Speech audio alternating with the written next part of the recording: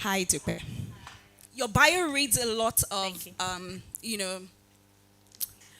would I say, subject area regarding hair loss, hair care, and it's very evident from looking at you that you know what you're about. So, Thank do you you. want to tell us a bit about your journey into that?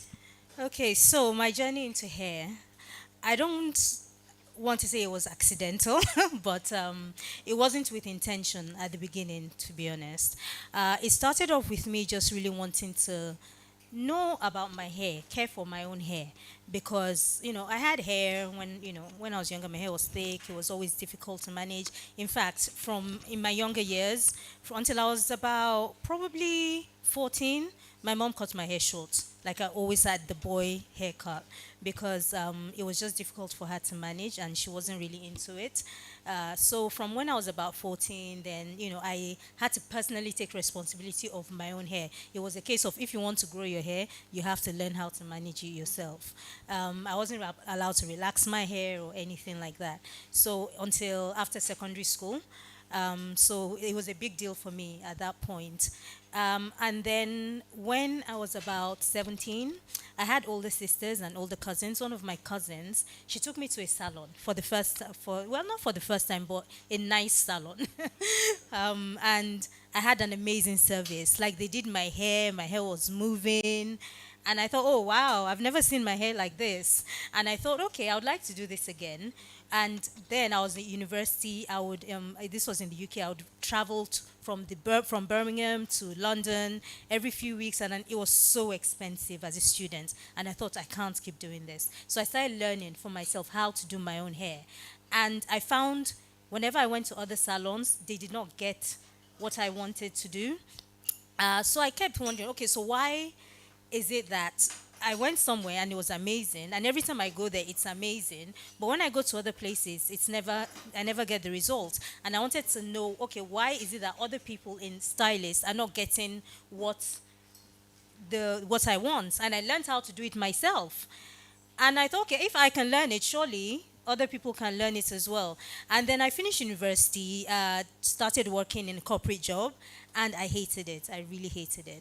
And at the time as well, I was in a situation where I was on a student visa, and then I started working. And if I wanted to stay in the UK, it was either I was working or I was a student. So I thought, okay, what can I study that is not going to stress me? Because I was tired of school. I was done with my degree. I did not want to do a master's. I didn't want to do anything crazy. So I thought, okay, I enjoy doing hair. And I looked through local colleges. They were like, okay, you can actually do a cosmetology course in hairdressing, and you get your student visa. So that was how I started. It wasn't because I wanted to learn hair, but I thought, okay, I did that. I did that for a couple of years, and I absolutely fell in love with hair doing that. And I started to understand the science behind hair care, knowing about products, knowing about Afro hair texture. At the time in the UK, Afro hair was not a thing. It wasn't even taught in the curriculum until like 2, 3 years ago. But thankfully, I had a black teacher, and she was like, okay, I'll teach you. So I had to do extra courses, extra modules, and that was when my interest started. The good thing about that was that it taught me how to handle black hair, Afro hair, in a refined way, which I now realized was the missing link. The lack of education was the missing link. I then also started working with a business owner. We used to have like career days at college. A few business owners came. I saw this woman. I loved everything she was doing. She had amazing hair. I went to see her salon. I asked her, please, can I come and work with you? I started working with her, and I learned so much. I made a lot of mistakes, but I learned a lot through her. I still talk to her till today. So yeah, and I went through that. So moving back to Nigeria, my big thing was in education, because in the UK I worked with product companies, I worked in salons, and I also started teaching hairdressing as well in a hairdressing academy. Moving back, I really wanted to do education. I thought, okay, yes, education is the missing link. This is what we're going to do. And we, yes, but I just found that when I came to Nigeria, the education was such a struggle. I found that a lot of businesses did not necessarily want to pay for their staff to train. They didn't necessarily, and then a lot of business owners, were not actually hairstylists. They were just doing the business. It wasn't because they had an interest in hair, or they didn't have the education behind it. So the training was a struggle. So I decided that, okay, what am I going to do? Because I had this great plan that, oh, when I move to Nigeria, this is what's going to happen and it's all going to work out, and it did not work out that way. So I thought, you know what? I still had a lot of people that knew I did hair talking about, I need you to do my hair. Can you do my hair? So I thought, okay, what I'm going to do is I'm going to set up my own salon, very small, and create the salon that I want to be able to do my hair in, that would give the experience that I would want for myself. And that was what I started. I started really small. It was just a little space with two stylists.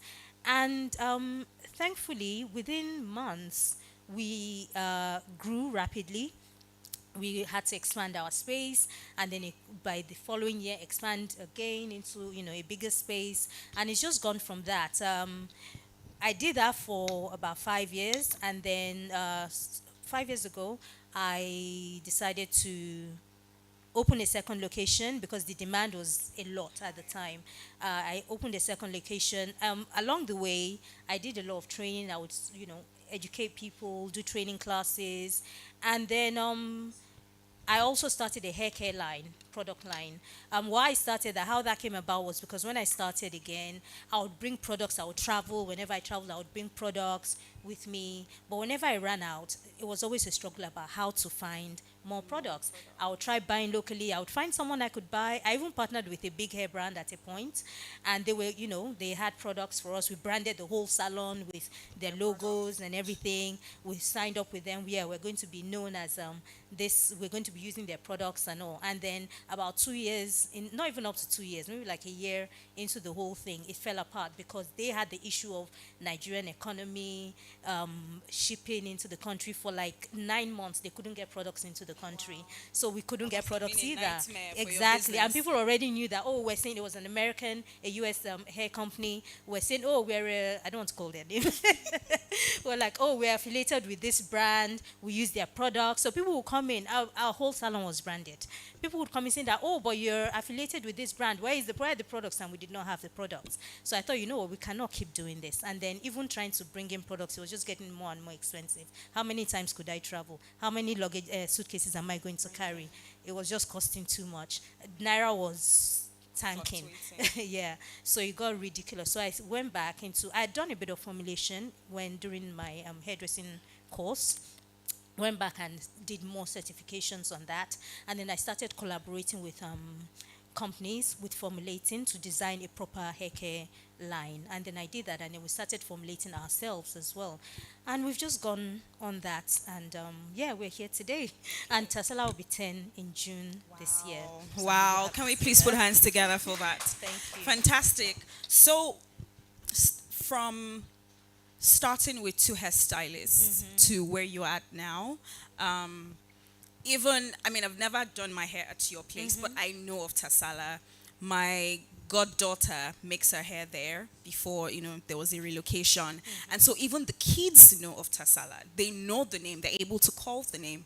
Starting from, two stylists to where you're at now, how were you able to build that trust and credibility?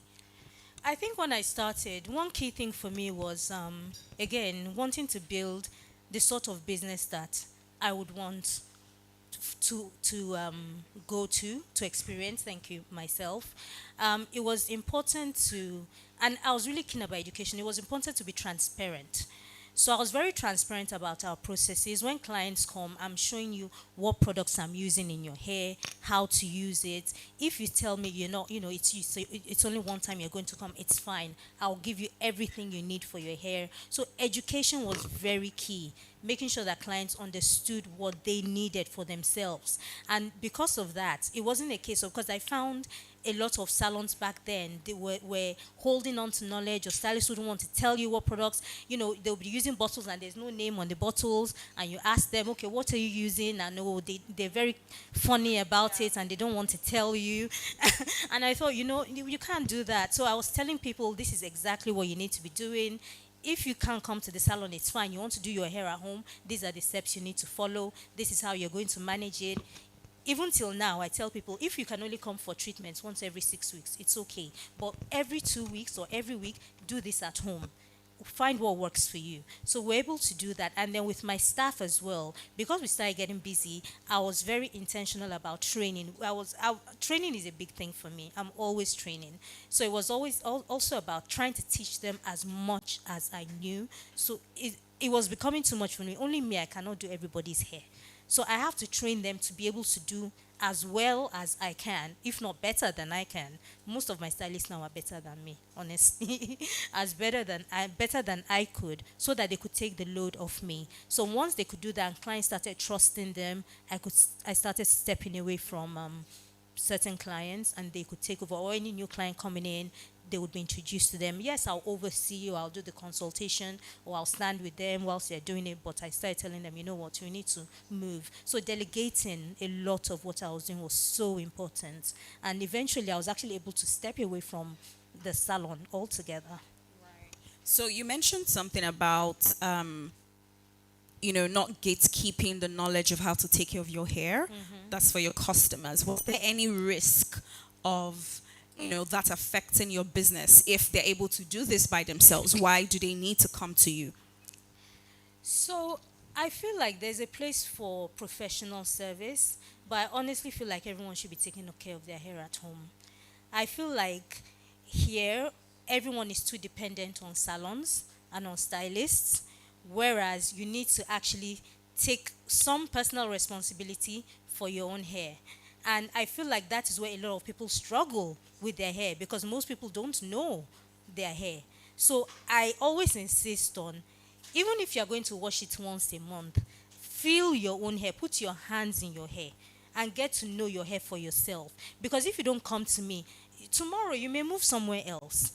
If you move somewhere else and you have a new stylist, how are you going to tell them what you need, or be able to communicate what is best for your hair? Or when they're doing nonsense, how are you even going to know if you don't know for yourself what you're meant to be doing? So I just feel like, honestly, if you're offering value, and salon services, I know, yes, we have clients that come every week, clients that come every 2 weeks, but it's not for everyone. Now we have to recognize that there will be people that will always come, but there's not everybody can do it all the time, even from a financial point of view. So you have to take that into consideration. And if you're offering value and a good service, you'll get your clients. Okay. I would like to just ask if there's anyone here who also shares the sentiment of, if I tell them how to do this by themselves, does it affect my business? Is there anyone who? No? Great. Okay, fantastic.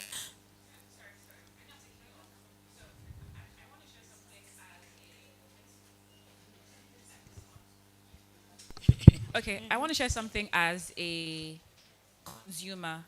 So I think you're very spot on the customer being involved in the process and actually knowing about their hair. So where I go to do my hair, I'm sure they're sick One of house, me. please. I'm sure they're sick of me because I always ask questions. I want to know what treatment this is. I want to know why we're doing this. I want to know, like, I touch my hair. I want to know, okay, if I use this one, what's going to happen? Or, oh, actually, I used this thing the last time. I noticed this. I think we should do this. Sometimes I actually create the treatment with them. And that's because, like, I actually am invested. Like, I like it. But I also think that the kind of environment that we're in here, you can get very comfortable just like outsourcing everything to the service provider. But so I think there's some onus on the businesses as well to try to get your customers interested in their hair or their face. Like if you're an esthetician, for example, right? So you're doing facials and all of that.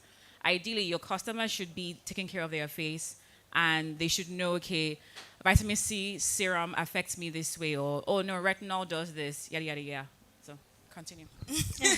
No, thank you so much for Yeah. the input. I particularly really like that. I'm a walking questionnaire, so I want to know what's happening on my head. What's this meant for? Especially because the African woman's hair is so, Complex. yes, it's so complex, and even though we can find information online, I can see the connection between my trusted hairstylist giving me that information versus what I am reading online. So that's very much spot on. Okay, so let's move on to building the reputation. Splice released the report. It's called the Beyond Beauty Report, and it was found that 73% of consumers patronize a business based off of recommendation, right? Which just means that word of mouth is key in the beauty business. So how can founders, CEOs, how can they build how they speak about their brand, how they show up for their brand? There was a question, there was an expectation here about, the Personal balancing personal branding and business branding. How can we begin to build that word of mouth reputation, and then where do we draw the line?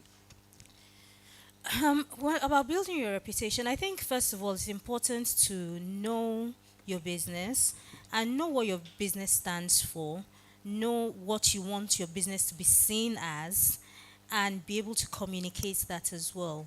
So, if it's a case of I want to be known to do education, then you make sure you're constantly speaking about education. If you know you want your business to be, I want to be known to as a mentor in the industry. So I think you have to identify what it is that you want to be known for. If you want to be known as the best bridal hairstylist or the best nail technician, you have to identify, what do I want to be known for, first of all? How do I want to be seen?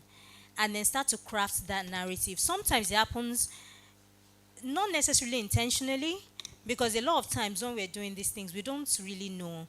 Honestly, for me, in the beginning, it just happened. It wasn't like, I wrote down and I said, this is how I'm going to craft, my personal brand and, all that.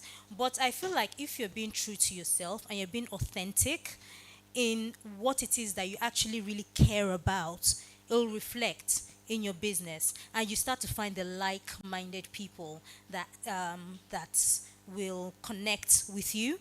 And I think it's important to listen to what people are asking you about as well, what people are asking and what they're saying to you. And sometimes it's not always positive. So if it's not positive, you then need to also be true to yourself. And if it's not positive, because I've had thankfully not me, but I've had brands that you've worked with, and people always say, that person, she's always so rude. And the truth is that if you're that person and you're honest with yourself, you are rude.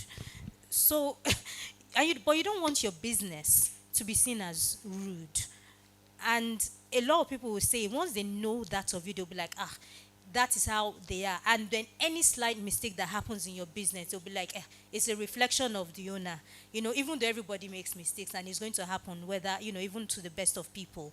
So you have to be careful with how you're perceived and what you put out there and how you speak about your business and how you listen and respond to what people are saying as well. Don't be too quick to jump, into conversations that are not really professional.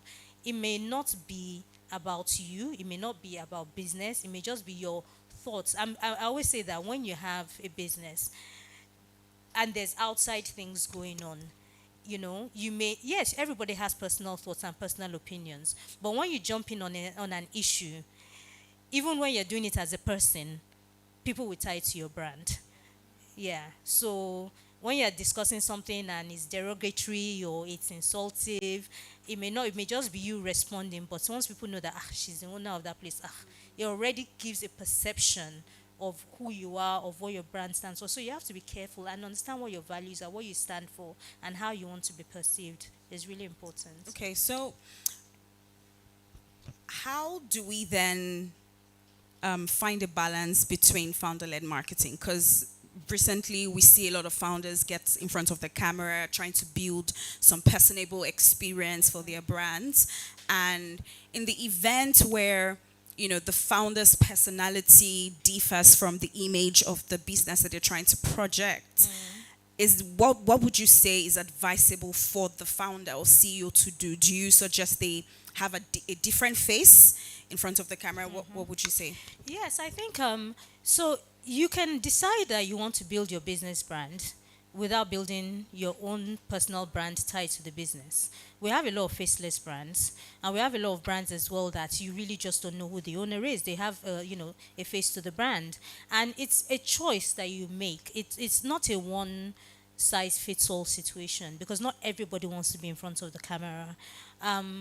But I also think that it depends on you. So you can decide that I want my brand to be known. I want my brand to be the forerunner. I want my brand to be the go-to. But if you're not the face of your business, then you're not positioning yourself as a leader in the business. Your brand can be a leading brand, but you can then decide that me as a person, me as Dupe Talabi, Tasala is great. You all know Tasala, and people go to Tasala and they know the services that we offer. But me, I want to talk to people about how to grow their business. I want to talk to people about how to establish in a global, in a global scale or things like that. Then that's different, because now I'm now talking about my personal brand. So you can do the two, or you can just decide to do one. It's fine. So you don't have to be. You can decide that you just want to build your personal brand, and that's okay too. Okay. But do you think that the results from the founder carrying the business on their back differs from when it's faceless or when there's another personality? So I think the advantage for me is you can still have a successful brand if it's faceless. But I feel that the advantage for me for building your personal brand is that you can pivot into different things, because people buy into you. So, Right. which I feel is what happened with my business, because I started the salon brand and it's great. And then when I introduced the product brand, they were like, "Oh, it's by, Dupe, this yeah. Dupe is by Tasala," and also they're happy to embrace it immediately. So you can pivot into anything you want, different things. You can decide I don't want to do hair today. I can decide I don't want to do anything hair related, and I'm going to do a different business. I'm going to work in a different industry. But this building Tasala and building the hair and building truth is going to be part of my story into pivoting into something else. So that's the advantage of building your personal brand. I feel you then can do so many different things off the back of that. Okay, great. So how do you transfer the reputation that you have built? Because at the point of scale, like Joyce meant, you have to systemize, you have to delegate. So how do you transfer brand? Is branding or reputation something you think you're able to delegate, to systemize? How does that work? So I think what you just said, systemizing, is everything. So if you decide you do want to pivot and you want to, transfer that reputation into another business, first of all, your brand, your initial brand, what are you known for? You have to be known to do things excellently. You have to be known to do things to a certain standard. And when you're building the second brand, or something you decide to pivot into, you have to work excellently in that. You have to show up excellently. You have to systemize the process. So with every new thing, you will still have to baby it along. You will still have to talk more about it. But I think once you start to put the processes in place, and then you can assign, it gives you better clarity as well once you've done it before, because you can start to put key people into positions, and you know what it is that you're trying to achieve with those positions. You can start to build your team. I think if for me, anything I'm doing now, as opposed to before, where I was starting with 2 people and we are building the brand, I have a different approach now. If I'm building a new brand now, I'm starting with identifying who my key players are going to be, and hiring for those key positions with very clear deliverables on what it is that I want them to be able to achieve, and what I want them to be able to deliver. Because I know that I'm not going to be able to spread myself as thin as I could previously. It's been 10 years. I have children now. I have, other responsibilities. And so I would start with the mindset of building a team, a core team, but be very specific about what it is you want to achieve, and make sure that you're tracking that very, very diligently. Okay. Yeah. So for the non-trackables, right? Of course, there are certain things that you can track, but for the non-trackables, I think that's where my question mostly is. How do you transfer that? So from values, Right. you've mentioned that the CEO's or founder's personal brand enables the business to pivot to do different things. People trust you. You've built that credibility. They attach your name. Your name is almost synonymous to excellence, right?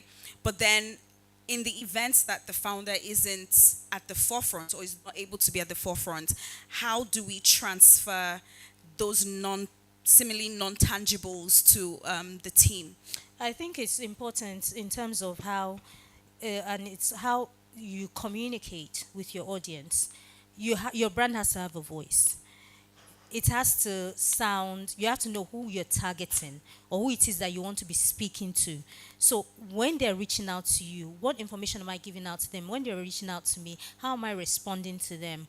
What value am I giving in return for whatever custom that they're bringing to me? So that has to be, and to me, I still feel like it's even that is trackable because it's systemized. If I know that these are the things that people come to me looking for and they come asking about, we can have standard questions, but there always has to be a person behind that can show a human side to it. But the voice has to sound like, now, a lot of times with my brand, I don't handle the communication. But whoever is handling the communications knows how I communicate. There are certain things you will never see. There are certain ways you will never respond to a client. So that brand voice has to be clear. And you can communicate that through systems as well, as to how they are relating with people and how they are communicating value to people. And when people have issues or they have complaints, how is it being resolved? There has to be a human element to it. So it's not too robotic, even though we're systemizing it. Right. Thank you so much for that. Now let's move on to social media and content creation. I know that there's been a bit of reference to that today. What is the role of social media beyond influencers, beyond dancing on social media? What is the core role of social media, and what are like the pillars, again, beyond the usual that we see? How do we strategize our social media marketing beyond what everybody is doing, beyond just paying influencers to influence for you? I think social media is such a powerful tool and is highly underlooked. And because it gives you a voice, it gives you a platform. Literally, you can talk to anyone in any part of the world. So you can decide that this is who I want to be today. And I'm going to hammer on about that, and everybody's going to hear it. I think it's great that we can show our services. It's great that we can show our products, but more importantly, how I use it, for me, it's an education tool. It's a platform for me it's pretty much a stage for me where I can stand and I can talk to anyone across the board. And if we're talking about how to use it effectively, yes, we can use it to advertise, but you can also use it because you can gather you have a lot of eyes on your business, but you also have to be able to turn those eyes into customers. Not everybody is going to be, turn into customers, but as much as you can. But importantly, I think you need to show up with a constant message of what it is that you're trying to deliver. They always say that someone has to see something, say 7 times or so before they buy. So you can't say, oh, I've just said it one time and then, oh, I didn't get customers, and then you lay back. You have to be so consistent in consistently saying, and always saying what it is that you're doing and how you're trying to achieve it. And then when people reach out to you, see how you can convert that into your own database as well. So what we do now with the DMs, when people reach out to us, we don't sell on Instagram. We don't book appointments or things like that. We always try to get your customers' details and take it back to the business, and then that way we have it, and we can always keep reaching out to them. We can turn them into customers. They might not buy from us the first time, the second time, the third time. They might even never buy from us. But at some point, when they keep seeing what we're doing, they can recommend our services, or they can tell someone about our business and keep doing it that way. And I think it's also been a great. I feel like in the hair care industry, not enough people are talking. about what they do. Maybe even in beauty in general. Not enough people show their services. And the truth is that if we're not talking about our businesses, nobody, no matter how amazing you are, no people are not going to know what you do. I've had situations where I've been reached out to by global brands because they're thinking, oh, we want a hairstylist in Nigeria, or we're looking for someone that can promote something to do with hair in Nigeria. And then they go on social media and they're like, we can't find anyone. So it's important to be visible because you cannot keep hiding. So if you don't, you may not want to show yourself, but keep showing your brand, keep talking about what you stand for, keep talking about the values, being authentic and showing the trust that you're trying to build. You have to make sure that you maintain it as well. Yeah, to be able to attract that. All right, fantastic. It's great that you mentioned maintaining the brand because my next question was speaking to longevity. How do you sustain the reputation? It's one thing to build it, it's one thing to transfer it. And now, how do you retain and sustain the credibility over, a long period of time? You've been doing this for 10 years. Tell us. Yeah.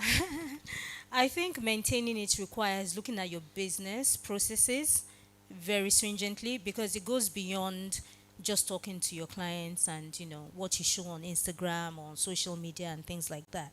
You have to make sure your business is in a position, first of all, where you're offering fantastic services, and for you, you're able to stay profitable, you're able to keep offering services to the standard of which clients expect, and you're able to keep delivering value. So that's, for us, that means going back and looking at our numbers, making sure that we're pricing effectively to stay profitable, but still able to give clients a price that makes sense, because sometimes it's just, by the time we look at what we're spending on products, on manufacturing and things like that, it gets crazy.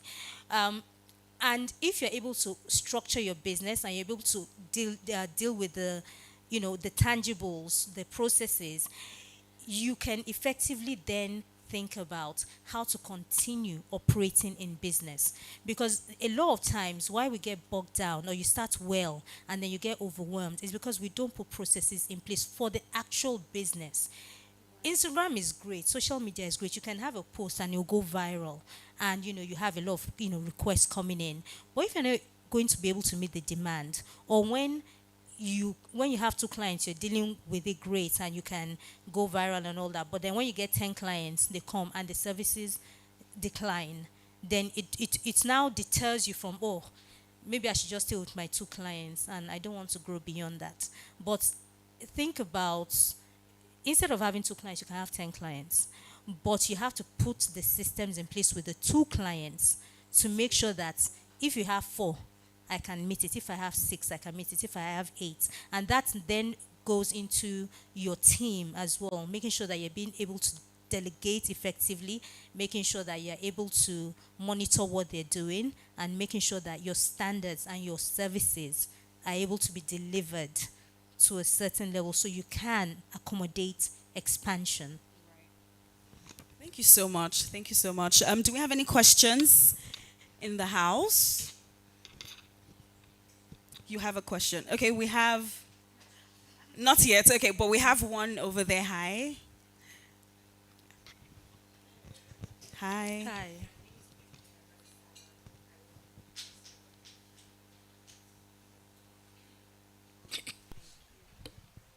So my question is with trainings.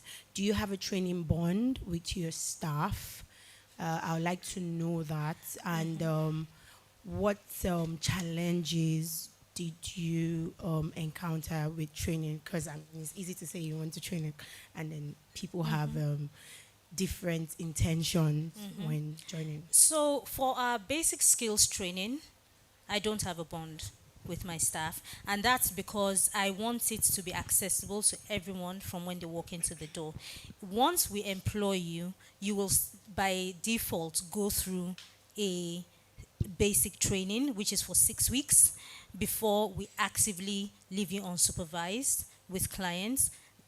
Whether you like it or not, that's going to happen. And it's important because everybody has to be working to a standard. Yes, people will leave. And yes, some people will come and just to see what's happening. But the initial, honestly, is a basic training. It's just what every stylist should know. I mean, before we employ them, we do test and see where their knowledge level is at, so that we can then decide on what type of training we can look at in the future. But for the beginning, the basic training has to be done. After that, we then have merit-based trainings based on how long they've been in the business and based on their abilities and what they're able to deliver in the business as well. But that goes on over time. I've had my oldest stylist has been with me from the day I opened. She's still with me till today. I have stylists that have been with me 8 years, 9 years as well. Those, I'm happy to send them on higher level trainings that I pay for.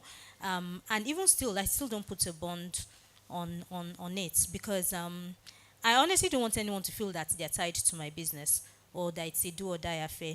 You know, they've given me a few years, and I feel like they've truly paid their dues. And I feel like we need to treat hairdressing like any corporate environment. And in any job, you will go through trainings. You will go through, for you to be able to move through the business, you should be advancing and you should be training and you should be moving. You shouldn't be in the same job. I tell my staff, if you've been doing the same thing for 2 years, and you're not learning any different, or you're not moving or learning new skills, or in a different operating in a different capacity, then you're wasting your time. And I honestly don't want people like that in my business either. I want people that are ready to grow and they want to learn. And so you find that when you offer those opportunities, a lot of them even stay because they know that, oh, I'm going to keep learning. And today, if my oldest staff, she's been with me over 10 years, if she comes and she says, oh, I'm ready to leave and I want to start my business, I will support her. And she can go and do that. Because I feel that everybody is going to grow, and you cannot expect some people to work with you forever. Yeah. Mm-hmm.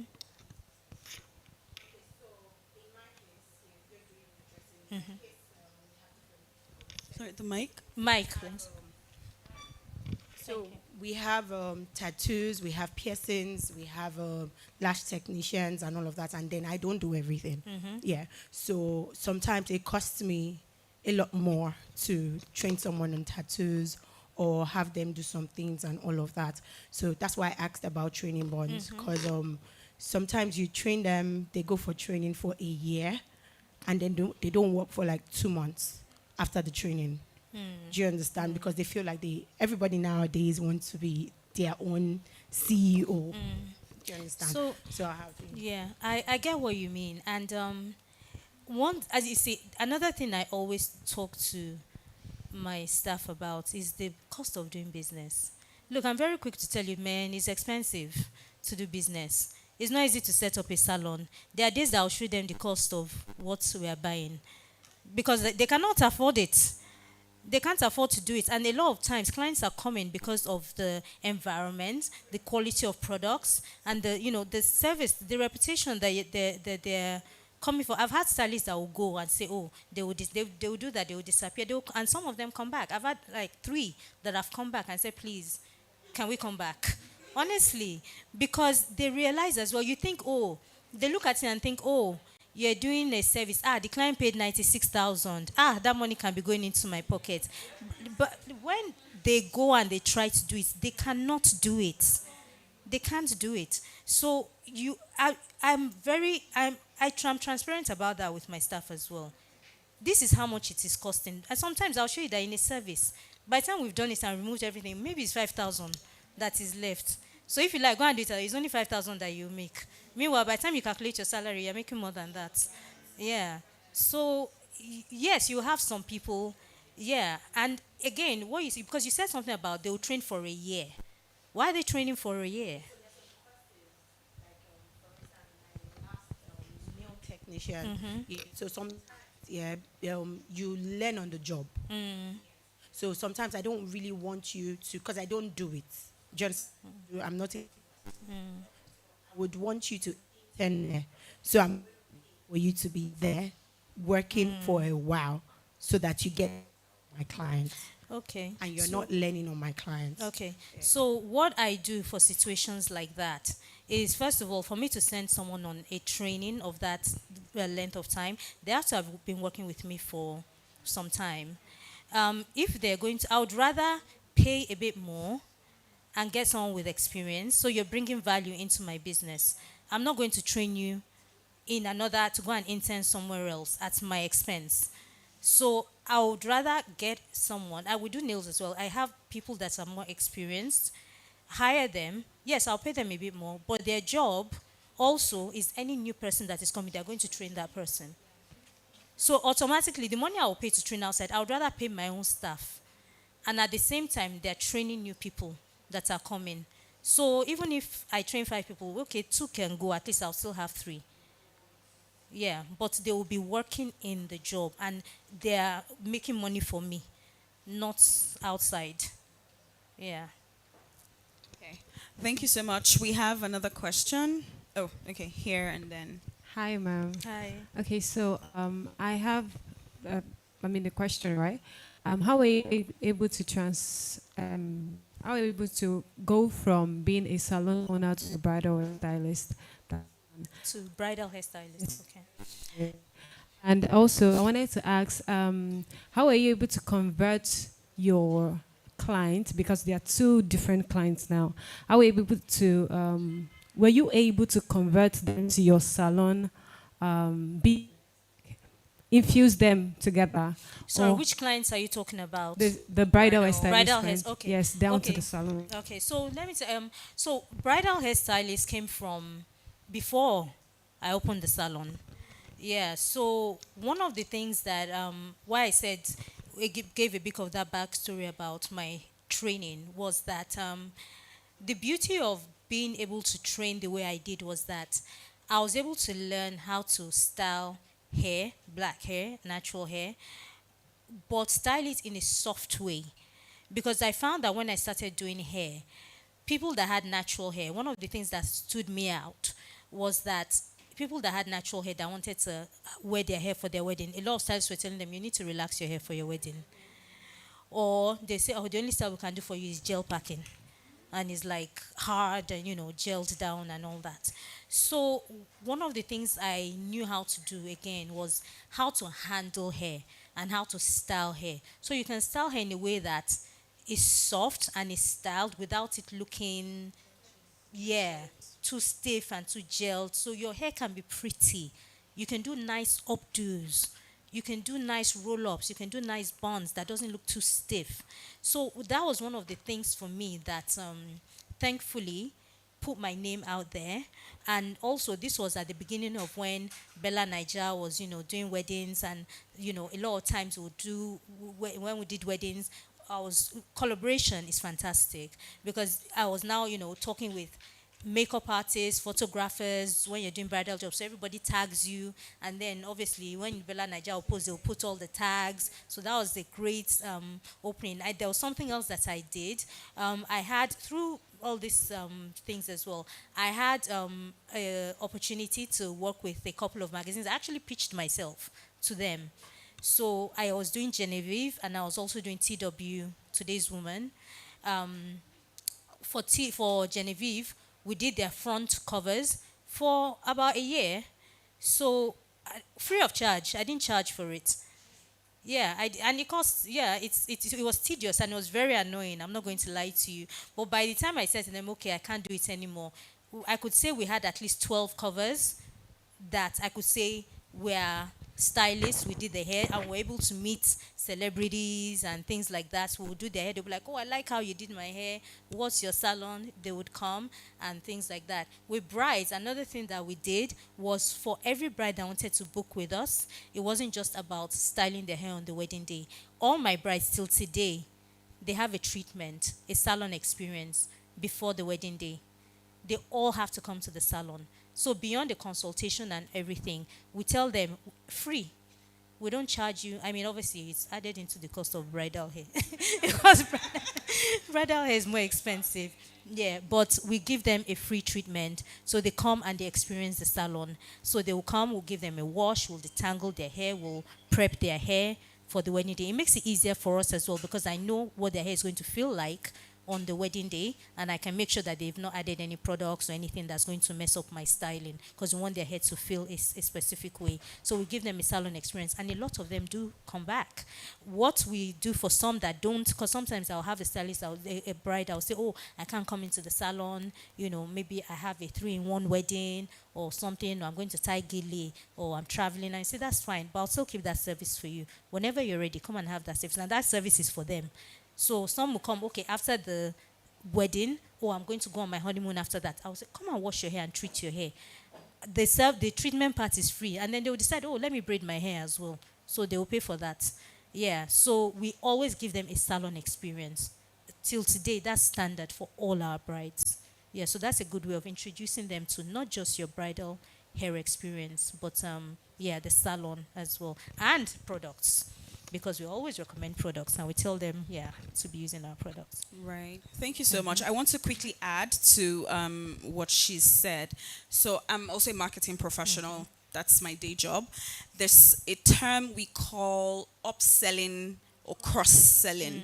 So sometimes you go to e-commerce websites to purchase something you've checked out, and you get a follow-up email that not just confirms your order, but then also recommends something. Oh, we saw that you just bought this red shirt. We think this other red bag would go really nicely with it. It's also one of the strategies that you can introduce. So if it's not maybe bridal, if it's just product like she mentioned at the end, you can make a reference to that.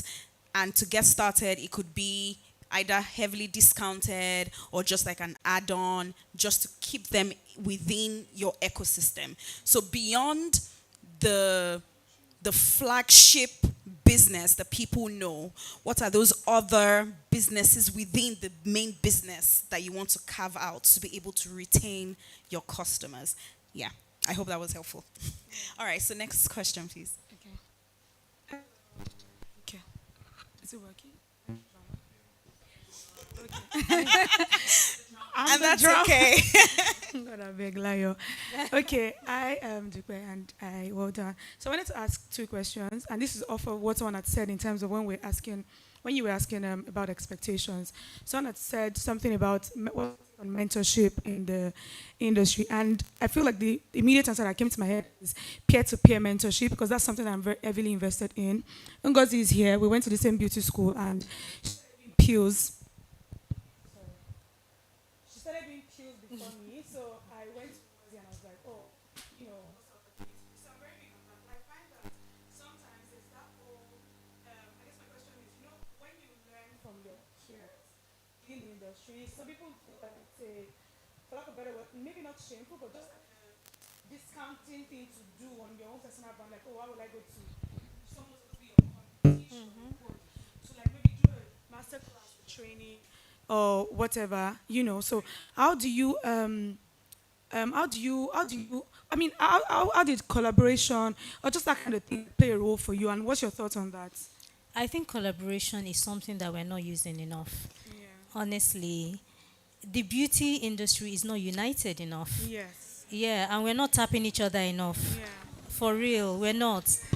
We're really not tapping enough each other. It's huge. Like, why are we not talking? Why are we not sharing knowledge? Only me. I mean, I have 2 powerhouses, Tolu from Bloom and Coin as well from Vera Cruz. These are ladies, they have salons as well. We've attended programs together, we've talked about hair care together. If I need something, I have no issue calling them and asking, and other people that are not here, I have no issue calling any salon owner and asking them, please, how do you do this? Joyce was here, like, Joyce and I chat, I need help. In fact, and it doesn't have to just be with business. I need help with structuring something. Please, who does marketing? Only you cannot do everything. And even with hair, we were saying it just earlier, there's salons all over the place. But guess what? Every single salon, if you're positioning yourself, how many clients do you want to do? You can't do everything. So the best thing to do is to network with people in your industry and to see how you can grow the industry together and share knowledge. If I'm able to charge a certain amount and we're all sharing knowledge, it raises the industry and we can all be charging. And then clients don't feel like, but if I go here, it's only this amount I'm going to pay you. Why are you charging so high? Because we are all delivering to a certain level. And you can raise each other. We should not be thinking about just our business. I always say that every business owner has a responsibility for social impact. You really should be doing social impact, especially through sharing knowledge, training, mentorship. Yeah. Sharing within ourselves is the easiest form. Easiest. So why not just do it? I have no issues with people asking me, and I always tell them I don't even really do hair anymore. So I'm happy to share the knowledge. Yes, we have systems for training. We have programs for, obviously, at the end of the day, your time also isn't free. You can't always just be given because you have a lot of things to do. But just put systems in place. Yeah. Yeah, I So mean, does your business do, I know you've mentioned a lot of training, so do you do external trainings for other beauty businesses yes. and their teams? Oh, yes. Okay. I've had many salons that will send their staff for, sometimes it can just be a specific thing. It can be that, oh, we just want to learn color, or we just want to learn bridal hairstyling, or we just want to learn how to do updos. So they sometimes it can just be a general basic skills training. Right, right. Okay. Do you have a thank follow-up? you for answering that, because I asked because I feel like the peer-to-peer thing is very overlooked. It's just very, because when you say mentorship, what most people are thinking about is, if I just open a salon today, I need to go and find Dupe Tasala, instead of like my friend that has like a year or 2 years experience that is reachable, a low-hanging fruit, right? And I just wanted to write off of that, and I'll also ask you that, what would you think are your maybe top three-ish, I like to ask top three, intentional efforts that you do, or still do, because you no longer do hair, but obviously the reputation you have built is still working for your brand, right? So what are the top three things that you have done or you still do that just helps to position you and put you as that top of mind in your in a specific industry? Because we're all in beauty, but I'm an esthetician, you are an growth expert and all of that. So what do you do? I think for me, the first thing is creating visibility for your brand. You need to be showing. If you go to social media, on our stories every day, it's constant. You will not open our page on any day. I've hired people specifically for that. I have 2 people in each salon. All they do is they're recording content and posting content. So showing different things happening in the salon, because people just need to be seen. We feed through our eyes first, People need to be seeing what you're doing.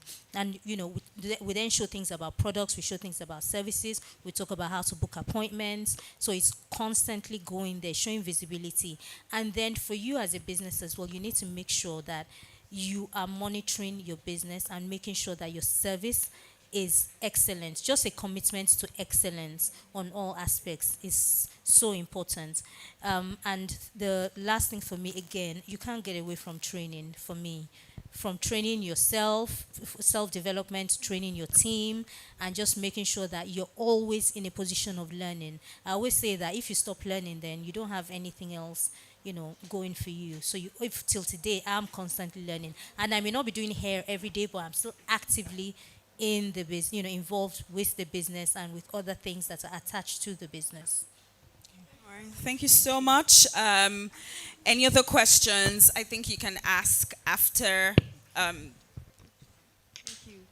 Yeah, thank you very much for that suggestion. Yeah, because it's kind of been a question, and I actually came into your DM to ask for mentorship because it's been something I've gained from mentorship a lot in other aspects of my life, and I just felt like, don't just start and think you know what to do as a salon owner, even if you are very skilled. So thank you very much. And we're going to, I suggest that we should have some kind of community. In fact, I'm going to go through Splice stories and follow all reposts and reach out to all beauticians and all that, just to learn from every other person and to collaborate. I'm actually very open. Then there's this question I have. I'm co-renting with a spa, and one of the things I've seen, I don't have any staff yet. I'm the one running my salon alone. So, but I see that the spa has a problem with staff, and I'm just like, how do I solve this problem ahead of time? So sometimes you want to be a good boss, but you see that it doesn't work. And then you want to be a bad boss, but you know what it means. You suffered from a bad boss sometime in your past work experience. So where is the balance? I really want to know this. I don't want to start having issues with people. I'm a good person, at least I try. So when you say they have a problem with staff, what's the problem? Sometimes staff take good bosses for granted. At least I've seen it. They try to cut corners. I follow some CEOs, some founders, and I see how no matter the systems and structures, they still want to steal. You pay them well, they still want to shortchange you. Even as a programmer, I've had to, because of the kind of trust some people have built, some founders have built with me, they just be like, Ozzy, please manage this aspect. This is the financial aspect. Manage it. This code, I don't want any other person to see it. And it just speaks about the kind of problem we have out there, that it seems that everyone wants to steal. Then if you are the bad boss, people just want to make you look like a villain, and I don't know, I don't want to have that kind of problem. So, So just asking that, you said the person came to you and she was able to comfortably say, Ozzy, you know, you can do this. You're not the owner of the business. She's the owner of the business. What about you made her say she could give that to you? Okay, that's in the aspect of programming now. So it's more like we've done other projects before now, and probably the way I react to money or stuff like, pay me my money. I'm not interested in what. Okay, so she's obviously seen, you know, the quality. Sorry, can I come in here? I feel like this is something that will be better on a one-on-one engagement. So maybe we can if talk you don't about mind, that directly. yes, yes. Thank you because very much. Time is fast spent. Okay. Thank you so One much, person Dupe. that had their hand up.